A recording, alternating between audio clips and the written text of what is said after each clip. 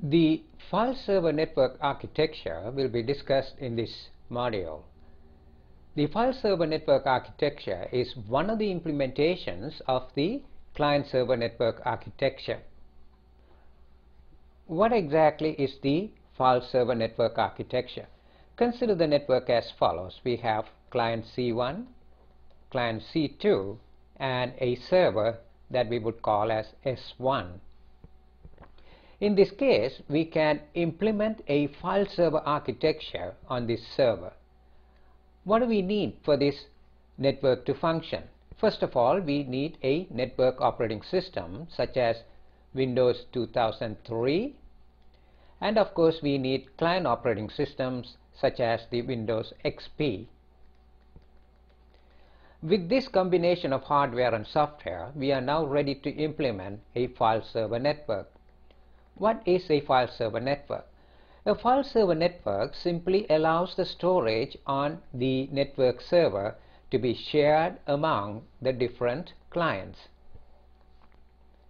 There is no more functional aspect than to simply share the storage on the server by the different clients on the network. So in the case of a file server network, the server can be viewed as nothing more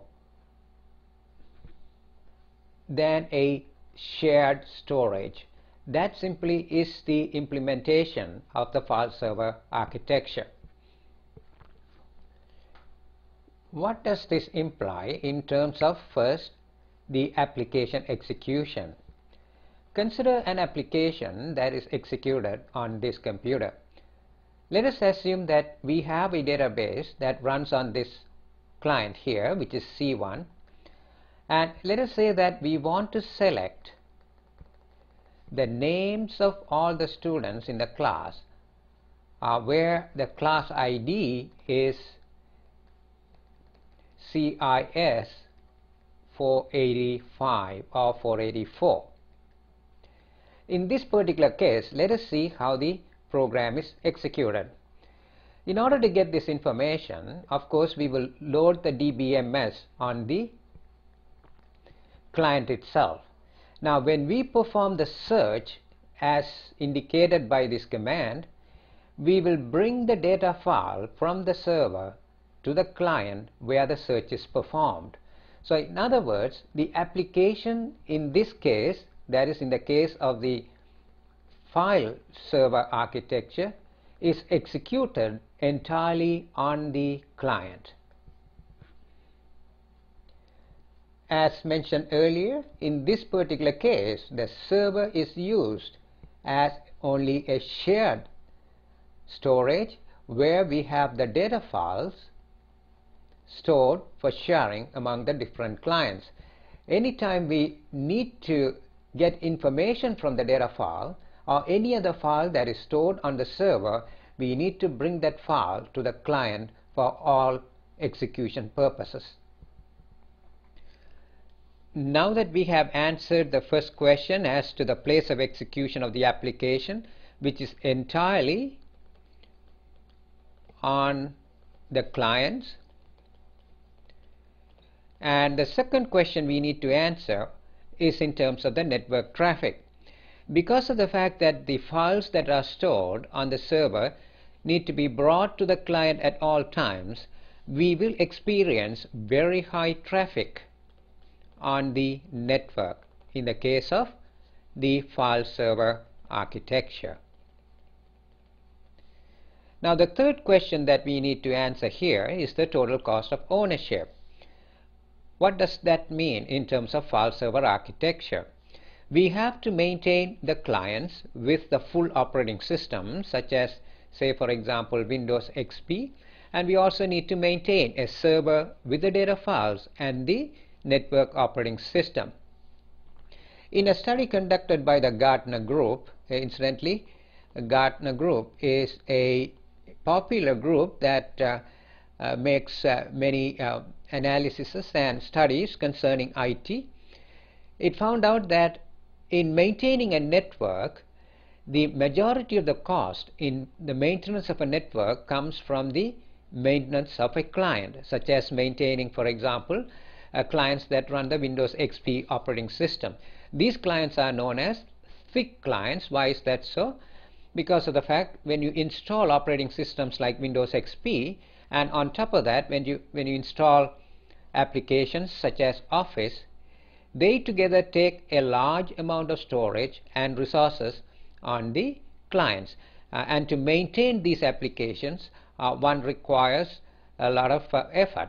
So in terms of the total cost of ownership of a network, the Gartner Group has found that the majority of the cost contribution comes from the maintenance of the clients. In this particular case, we can say that the total cost of ownership is indeed very high. And finally, in terms of security, what can we say? To some extent, we can say the security is good. Why is that so?